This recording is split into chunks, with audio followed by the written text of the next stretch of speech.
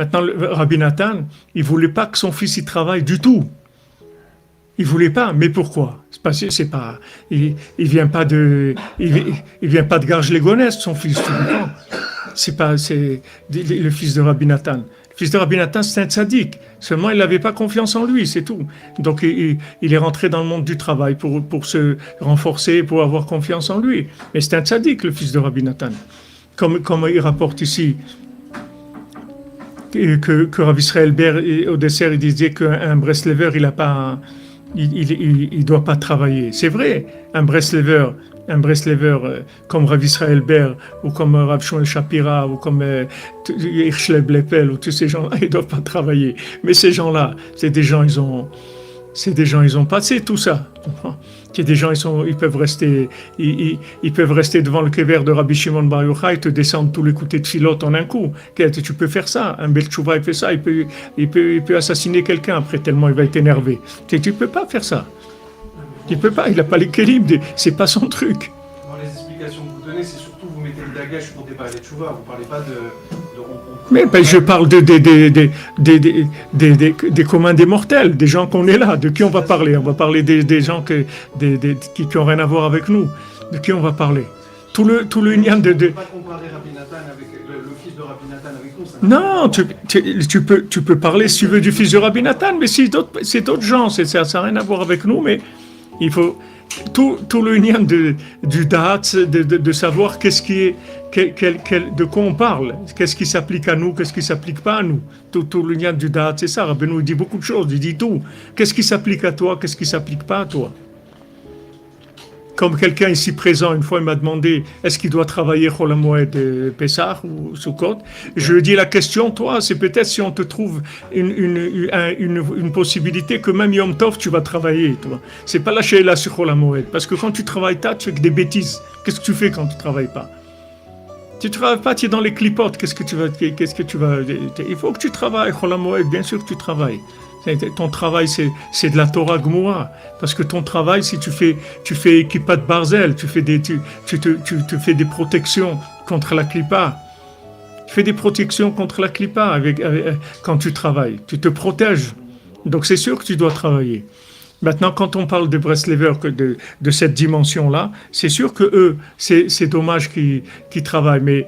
Mais tu vois que les Breslevers à Ouman, si tu lis le Sefer de Rav Shmuel Horowitz, tu vas voir là-bas les groupes qu'il y avait à Ouman.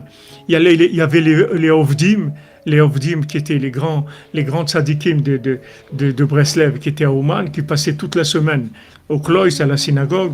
Ils arrivaient à la synagogue Motzei Shabbat, ils repartaient, ils rentraient chez eux le vendredi, c'est tout. Toute la semaine, ils n'étaient pas à la maison, ils n'étaient que dans Vodat Hashem.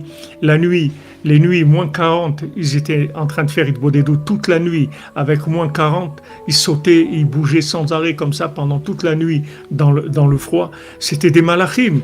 Ils ne mangeaient pas, ils nommaient quelqu'un que tous les jours avant la Shkeya, il leur rappelait qu'il faut manger quelque chose pour pas faire ta'anit, que Rabbi ne voulait pas qu'on fasse ta'anit. Donc il y avait quelqu'un, il venait. Nous, on a besoin de quelqu'un qui nous rappelle qu'il faut qu'on arrête de manger. C'est pas la même chose, mais non. Eux, ils avaient. Mais ces gens-là, tous ces gens-là, ils ont disparu. On les a pas. Ils sont venus un jour, ils les ont ramassés et on ne sait même pas où ils ont été enterrés, rien du tout. Ils ont disparu complètement. Ils sont partis, ils ont disparu.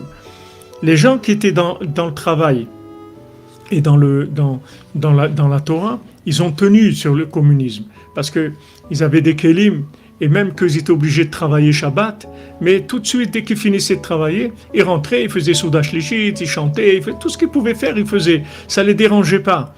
C'est ça la protection. C'est qu'on ne pouvait pas les casser.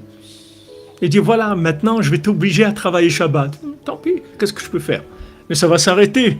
Il y a un moment, je ne vais pas travailler 24 heures par jour, ok? Je vais m'arrêter. Mais quand je vais m'arrêter, je continue mon travail, c'est tout à moi.